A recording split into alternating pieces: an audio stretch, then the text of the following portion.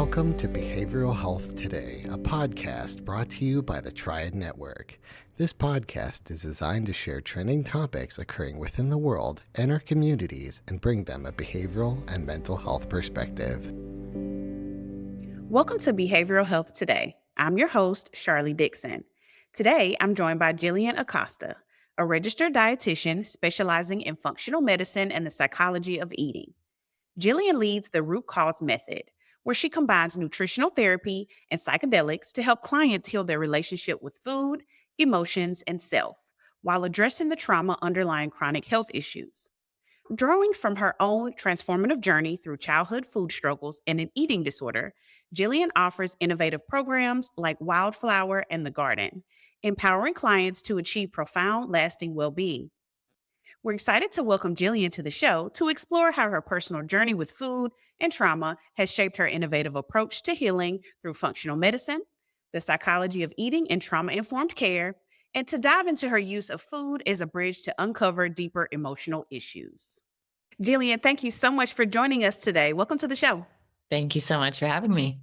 Absolutely. I am always so interested in how people got into their journey and their chosen career. So, as we get started today, can you tell us about your personal story and how that really shaped your work in dietitian? Yeah, so I had been struggling with my relationship with food since I was a child and really lacked a reference point of life prior to the development of that pattern. But that was like really the only thing I knew to self-soothe. It was like in moments of anxiety or fear, sadness, overwhelm, even happiness and celebration, it was like I was always reaching for food.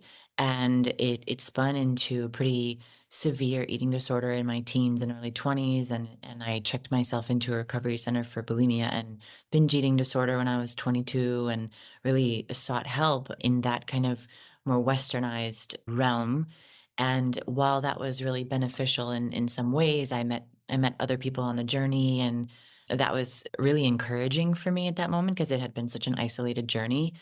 It was focused on behavioral change modification, like it was or behavior modification. It was like, when you're triggered, do this instead. And I really became curious and quite fascinated relentlessly about like what was triggering the trigger. Like what was this activation even coming from that was inspiring me or provoking me to eat in this way that felt totally beyond my control. And so I really started to seek deeper. And I explored various modalities and eventually heard a podcast talking about the therapeutic benefits of psychedelics.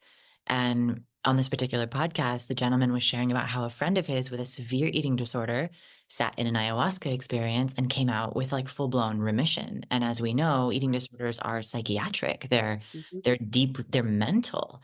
mhm, And one could argue they're obviously they impact the physiology tremendously. There's a huge physical component there, but there's also a spiritual component. And when I heard this, I was like floored, and I became obsessed with like you're ravenously consuming the literature around psychedelic application and in the form of interviews or scientific studies that were from a long time ago, books, all that kind of stuff. I was like consuming crazy. And then finally, I made my way into the sphere of it, which took a couple of years. And in one of my first few psychedelic experiences, ayahuasca, a big, huge truth was revealed. I learned that I had been molested as a very, very young child between the ages of 3 and 5 years old, and I had no recollection for 3 decades. And in that moment, despite all of the kind of bizarre but very resonant things that I was being shown and I was remembering, there was like an absolute flood of self-compassion that I was also experiencing because everything in my life prior to that revelation made sense to me. I finally understood why I had put myself through so much abuse, why I had such a fractured relationship with myself. I carried so much shame. I couldn't stand to be in my body and feel and didn't feel safe in the world, and everything made sense. And so I really just plunged into the world of healing and transformation. And what started to reveal itself was that like this process of healing and going back and remembering and grieving and raging and feeling, teaching myself how to feel again, all of a sudden I was harvesting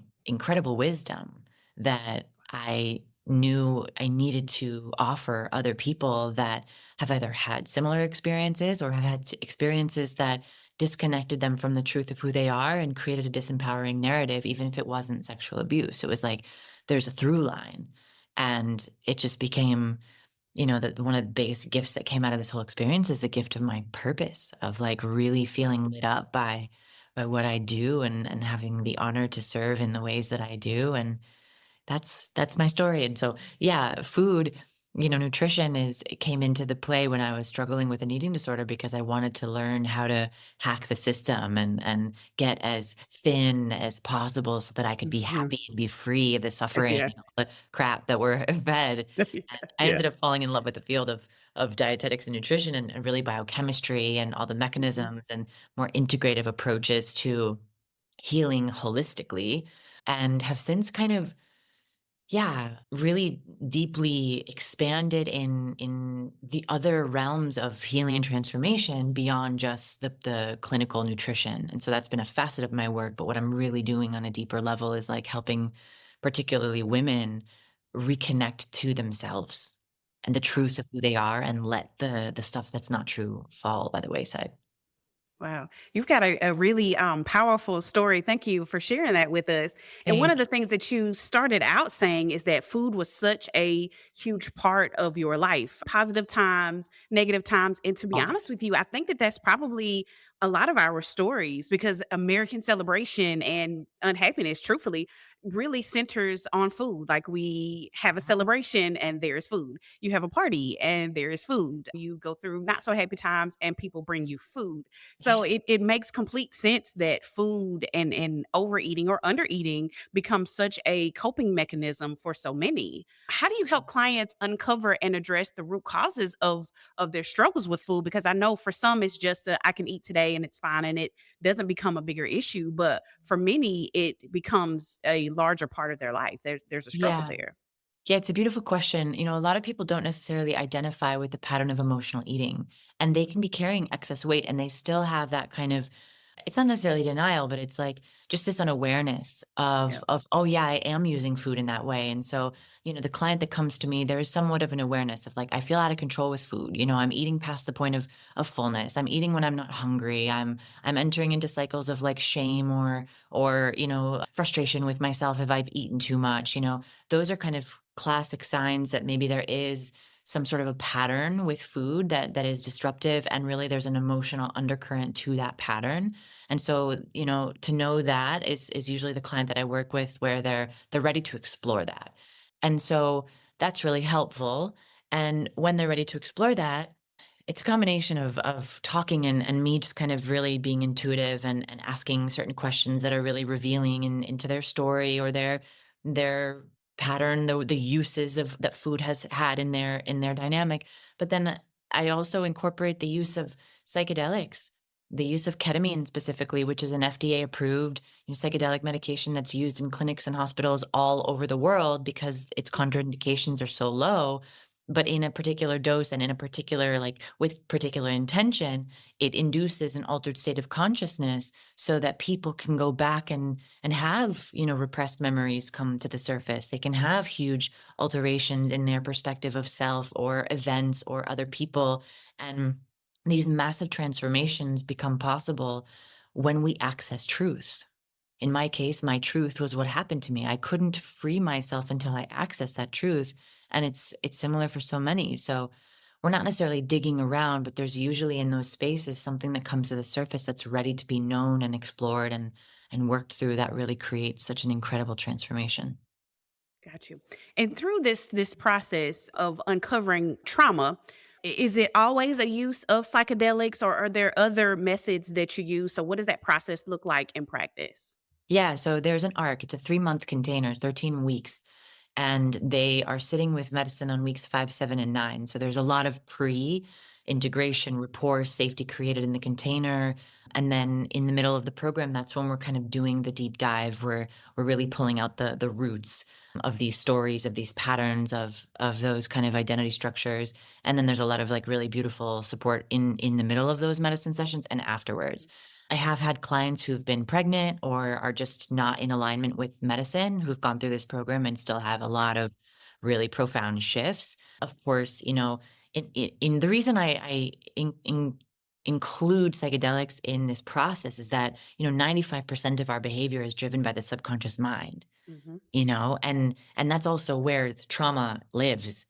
Yep. And so I see trauma as like this puppet master, and we're kind of on the strings until we're courageous enough to like see who's moving us, right? And so there's a marked difference between those who engage with the use of psychedelics in my program and those who decide not to. Both have incredible transformational experiences, but when you tap into the subconscious mind and access what's in there, it's just, yeah, a remarkable difference. Nice, nice. Okay. And so as I looked through your website, just trying to prepare myself today, I saw that you had a lot of different programs, I think four of them. Can you talk to us a bit more about those programs and kind of give us some insight on each one? Yeah, so the garden is the one that I was referring to. The garden is the one-on-one deep dive. You know, the garden is the place where I used to lay when I was a child, when I was moving through all of this stuff, and I would literally lay on my belly in the grass forever and just probably dissociate, but also really feel the soothing energy of the earth. And what I know about gardens is like really it's just an energetic container where things grow and evolve. And it's Mm. also, where weeds can grow and more opportunistic Yeah. species can grow and Yep. kind of crowd out the seedlings of what we desire. And so I'm really guiding people to become their own gardener of their psyche, of their body, of their life, of themselves. And so we go and we tend to the garden, we uproot weeds that are opportunistic and and plant new seeds, and it's incredibly beautiful and transformational.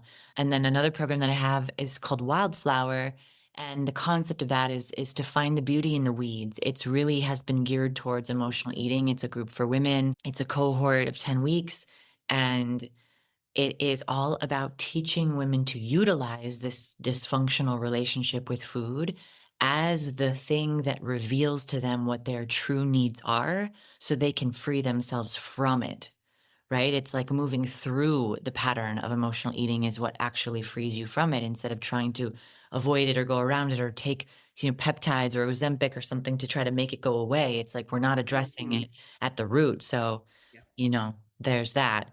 I came from a very clinical, functional starting point of my business where I was analyzing labs and creating protocols and doing Mhm. like GI work and all of that. And while I love that stuff, I am starting to pivot away more of like the energetic and the trauma informed and this and even the spiritual.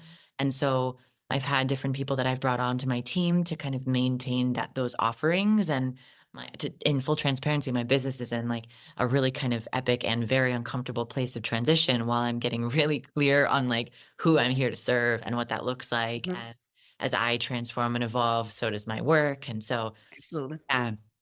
that's where we are. Nice, nice. And so I want to dig a little deeper into the garden program. First of all, I really like how you relate it back to your life and really being able to you lay in that garden and you really get a sense of refreshment from there. But then also there are negative things that may pop up in a garden as well. So I really like Totally. that you connected those two together there. So can you walk us through that 13-week journey? You did mention a bit of it on, how a few of those weeks deal with the psychedelics, but can you walk us through that 13-week journey and what that program really entails? Yeah, beautiful. So the first 2 weeks were in the module called Design Your Garden. And, my thinking around this is like whenever there's like a landscape architect or, a gardener or whatever who's employed, they don't just like throw a bunch of seeds together and like kind of hope it works. They're very intentional about like what they're creating and where they're placing what and how much light and shade and all the things. And so it's like if we don't come in with the intention of like, what are we calling forth? What do we want? I think a desire is a really powerful force that is unique to every individual. And I think it's on a level of a soul. It's like what you desire is going to be different from me because that's what you're here to fulfill on. And it's different from my journey and my evolution. And so getting clear and even giving people, women especially, permission to like tap in. What do you want? Like, what do you actually want? And from that space, what's also revealed is what's standing in the way. And so there's a two-part exercise we do on weeks 1 and 2 to kind of bring all that kind of stuff into the light, into the container. Like what do you want and what's in the way of that, just to get clear. And then immediately I'm inviting them into a daily practice, morning ritual, which is like your time to connect with yourself in the sacred, to start to listen to your intuition and quiet the mind and come back into the body and enter into a space of listening beyond the ears. And that is something that women can commit to throughout the course of this program, because that is, I mean, what it's doing on so many levels is profound, but it's fundamentally teaching you on a subconscious level that you're worthy of allocating time for before you give your time and energy to anybody else in the day. Yeah.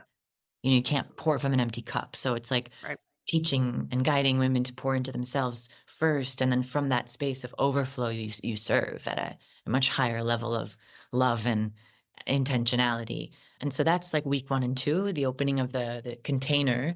On week 3, there's a module called Preparing the Foundation, and that's where it's the most didactic, the most clinical. By then, I have their lab results, and I have created a protocol based on their unique physiology. So I'm still Okay. doing that part.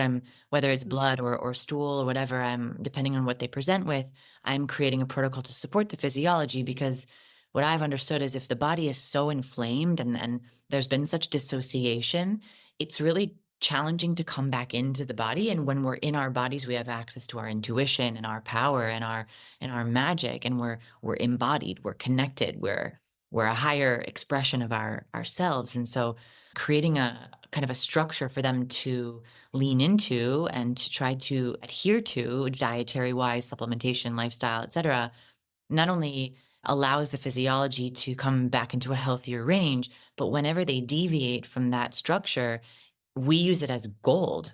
It's so Mm. insightful because it reveals to me, like, what were they using food for? What were the needs Yeah. they were trying to meet from in a surrogate form, with food or whatever other substances or patterns. And so it becomes this like beautiful illuminating thing that we get to use throughout the duration of the program. And then week 4, we move into the module called Uprooting the Weeds.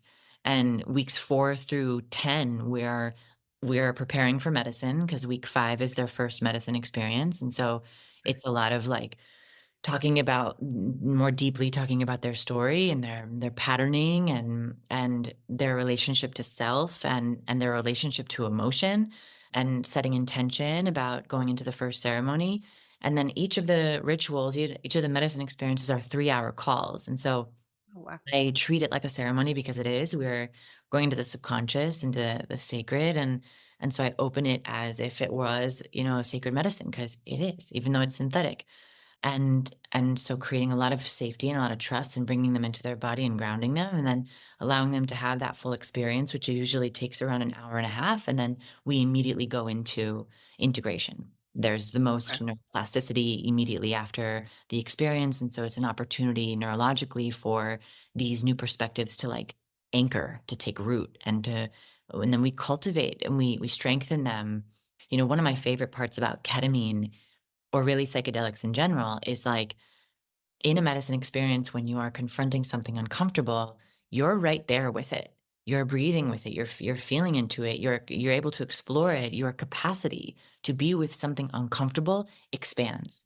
And that, once nurtured, translates to ordinary states of consciousness, where all of a sudden they're like, Mm. oh, I can stay here with myself during this. I just faced off with Wow. one of my greatest shadows. Like, I have a craving for cookies. I can explore this now. I can be with this. Like, wow, I know this feeling. And so that begins to lend itself to unaltered states of consciousness. And, people have lost upwards of 40 pounds in my program, not because I put them on a diet, but because I'm teaching them how to be with stuff, their feelings, their stuff, and not Yeah. just check out and dissociate and numb.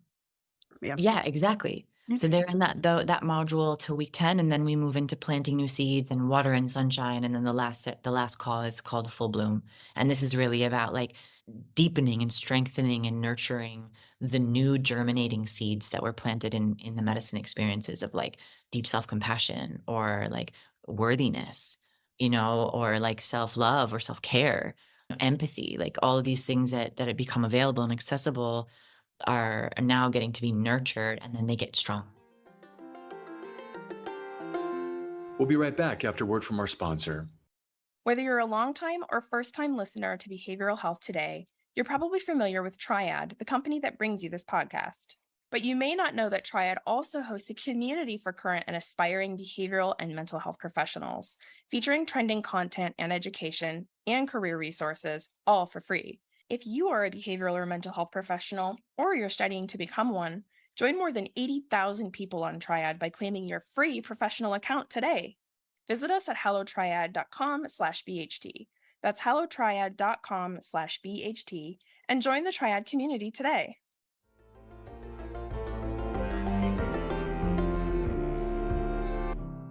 Nice. And so with psychedelics, I am very curious about this. And we talked about this right before we came on today. I'm very curious about it. And I know that ketamine is FDA approved, but what kind of precautions do you take to ensure that those sessions are safe for one and that they are being done responsibly, especially for people that are already dealing with trauma? Yeah. So I obviously, as a dietitian, can't prescribe any medication. So I Okay. have relationships with at-home ketamine companies where the client will go through a full intake process, psychosomatic, like, Okay. medical intake process to make sure that they are available. It's appropriate for them to sit with this medicine. So they Gotcha. are under the care of these companies and their medical teams or their psych teams before they touch the medicine with me. And then I'm really acting as like, you know, an integration specialist, but more like I'm holding space. It's not the Jillian show when they're in medicine. It's like they're having their own experience, and I'm right there to help create safety and support. But Mhm. I've never had an experience where someone needed this. But another thing that I do is they're never allowed to be alone at home when they take this. There's always Okay. either a relative or a friend, and I have their contact information. So if there's a moment of panic, I can reach out to their someone in their home and instruct that person how to come in and just be with that person and create safety, because you're really impressionable in those states. And so if someone Mhm. gently holds your hand and says you're okay, you're going to feel that. You're going to go into that space where you can regulate. All they need to have is a regulated nervous system for the person in the medicine to feel regulated. Gotcha. Yeah. Okay. And so then speaking about the Wildflower program, and it's specifically for women with eating issues, how does the group work differ from the one-on-one sessions? And then how do you determine which program is best for a client? Yeah, beautiful question. The group offers its own medicine that one-on-one can never offer. Mm, Like just agreed. the ability to allow yourself to be seen for things that you have maybe hid or felt shame around, and to be met with so much love and compassion and empathy once you reveal an aspect of Mhm. yourself is transformative and incredibly medicinal in and of itself. Despite any guidance, any instruction, that Mhm. container of women that are open-hearted, that are on this path, similar journeys, similar pain points, it's so incredible. And so if someone's in a space where maybe they've done group work or they've done online cohorts and they're really wanting to like deep dive into the nuances of their own story and their own patterning, and they're ready to explore more deeply in terms of trauma with psychedelics, for example, they would probably come into the garden. But Okay. if they're needing another flavor of support and they're really wanting community and accountability, and maybe they have an aversion to psychedelics, or they don't feel like they're there yet, or they've done one-on-one and now they know that, being seen is a really big challenge for them, and they're wanting to put themselves in that opportunity for growth, then maybe Wildflower. I never tell anyone which program they should do. I present Okay. the options and allow them to explore like which one feels more resonant. In terms of the financial investment, there's a difference, because one-on-one work with like a deep dive with just me for 3 months is its own, and Wildflower is more accessible. It's significantly less in terms of price, because I am serving multiple women at one time and want to make this work accessible for many. And so that's kind of how I've structured both of those offerings. Got you. And I completely agree with you. The power of a group session, it even as a clinician, I mean, you're there to facilitate, but to just watch and be a part of the process of others, that group work is It's like none really other. special. Yeah. It's Yeah. so It's incredible. special. Yeah, it definitely is. And so you mentioned your intake process. Can we talk a bit more about consultations or entry point for clients? So what Mhm. can someone expect when they reach out to you, and talk a bit more about determining how they determine which program is right for them? Yeah, beautiful. So I always offer a 45-minute complimentary consultation. For the garden, it's like, it's a deep dive, and I wanna make sure that I'm a match for them as much as they're a match for me, because, I do look for, pun intended, I do look for like a hunger for their own liberation. I look for this level of like desire for something else other than how it's been, this like completion with like resignation. I look for that in the garden. And if I feel that, then I meet them there. I pour my heart into, meeting them and holding them through this incredibly sacred transformational container. So it's a really beautiful time for us both for me to learn what someone is moving through and to explain the program, but also to see energetically if there's alignment. And I always offer complimentary consultations for all of my programs, because I want someone to feel that it is a full yes before, like, I don't sell anything. It's like, this is what I do. This is who I am. If you feel the resonance, let's go. And if not, I'm here to be a resource. I will, however I can, that's perfect for me. And so, yeah, someone could come to my site and book a complimentary consultation, and we get to just have a conversation and explore. They won't be sold on anything. Got you. Got you. Yeah. So you mentioned that some of your clients have had great success in weight loss throughout the program, but that's not necessarily what it is geared towards. It is geared towards creating safety to feel emotions. What types of transformations have you seen in clients who have embraced this process? What does success look like? Oh, goodness. Such a great question. I mean, on a physiological level, inflammatory markers and biomarkers are optimized, and there's almost always weight loss, but also like vitality, right? Like there's just like a radiance and a vitality and like a confidence that emerges, but it's as a result of the reconnection to self. It's a result of self-care and self-love and self-knowing and self-seeing that allows someone to feel worthy enough to like pause and explore, a moment of trigger or like something uncomfortable, as opposed to just like self-abandon and go back to like the numbing and the dissociation. So it's ultimately like, yeah, reconnecting someone back to themselves, and that looks like the ability to speak truth and desire, the ability to like end dynamics, either work or romantic or platonic dynamics that are no longer serving. I mean, people have made radical changes in their lives because they come into a space of worthiness. I've seen a lot. It's been really incredibly rewarding. Nice, nice. And so, for any listeners who might be struggling with food related issues, how can they begin to recognize whether their relationship with food is tied to unresolved trauma, or if they need extra help in the way that you can provide to them? Yeah, I mean, I don't like to say this. It sounds like abrasive, and I don't mean it at all in this way, but it's like generally the people that are carrying excess weight, there has been a consistent pattern of overriding their physiology, and that indicates to me that there's an emotional component. I mean, we have hunger and fullness cues. We have the body signals like, "Okay, you're good, you're done." Leptin and ghrelin, these are hormones that tell the brain we're satisfied, we're done eating, or we need food. We haven't had food in a long time. And if we override those physiological cues and signals, it usually is from an emotional space of like, like wanting more soothing, like wanting to kind of fill something that food can never actually fill. And so if someone is carrying excess weight, that's kind of one potential indicator, unless they're like a medical outlier where they have a condition that, right? But that's not the masses. And like I mentioned before, if people are eating when they're not actually physically hungry, if you're eating past the point of comfort and now you've got to unbutton your pants because you ate too much and you feel really uncomfortable, if you enter into a space of like shame or frustration with yourself after eating, or eat in secrecy, or all of those kinds of things are indications that there is an emotional component, or an emotional dynamic with food that does not indicate that there is any flaw with your character. It just means that you've been through hard stuff that you haven't learned how to feel yet. It's felt overwhelming. Yeah. You haven't been supported in learning how to be with these emotions. And so you're doing the thing you maybe have always done as an attempt to regulate a very dysregulated nervous system. And so I have tremendous empathy and compassion, A, because I lived so much of my life in that space, but B, because I really fundamentally understand that it's trauma driven. It's not willpower. It's not character. It's like we're trying to live in a space of homeostasis, in a space of regulation and parasympathetic, status.